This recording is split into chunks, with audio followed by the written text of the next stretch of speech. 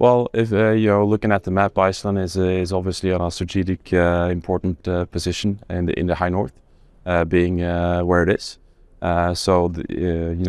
Keeping a watchful eye of the high north from Iceland is obviously a important part of maintaining situational awareness of what's going on up north in the NATO area of responsibility.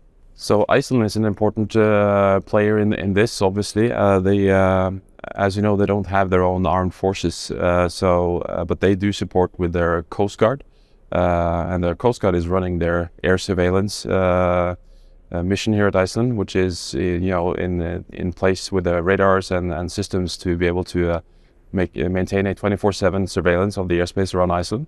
And then we integrate into that part by being a first responder capability with the 2 F-35s that are on constant alert to be sent on their wings to intercept and identify any kind of threat to the airspace around Iceland. Well, the F-35 is what we call a 5th-gen aircraft, has multiple capabilities that are SA enhancing, so situational awareness enhancing for doing a mission like this.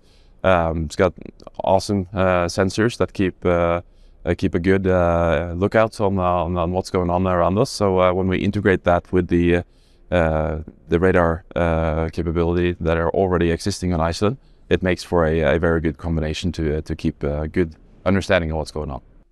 Of course, it is deterrence in itself that we have the air policing, because it shows both the capabilities and the commitments of NATO. So if we didn't have that, we would be much more vulnerable here. Well, we have never in history have had armed forces. And we are, even though the country is kind of big, the nation is now around 370,000.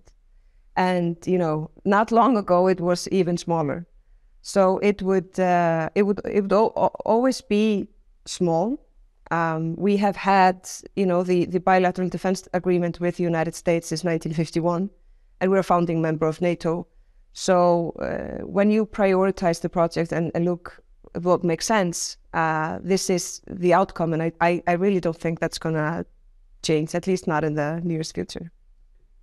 it was a very big thing when we decided to be a member of NATO, founding member at the time, and it was very controversial. Today we have more than 75% support of Iceland being a member of NATO, and now it's written out as the cornerstone of our national security policy.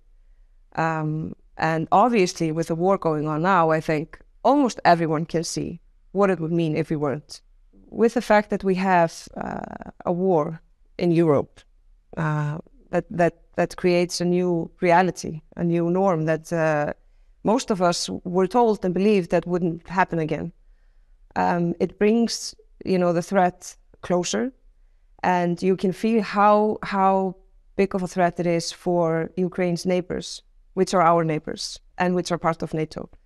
And it also shows that the values that we cherish and that we build our society on is, being attacked and is being tested.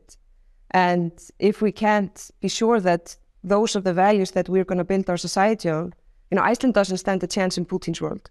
So that is very clear, and that is why we stand very firmly with Ukraine and say out loud in every opportunity we get that Ukraine must win this war. That's the only way we can really have peace again in Europe.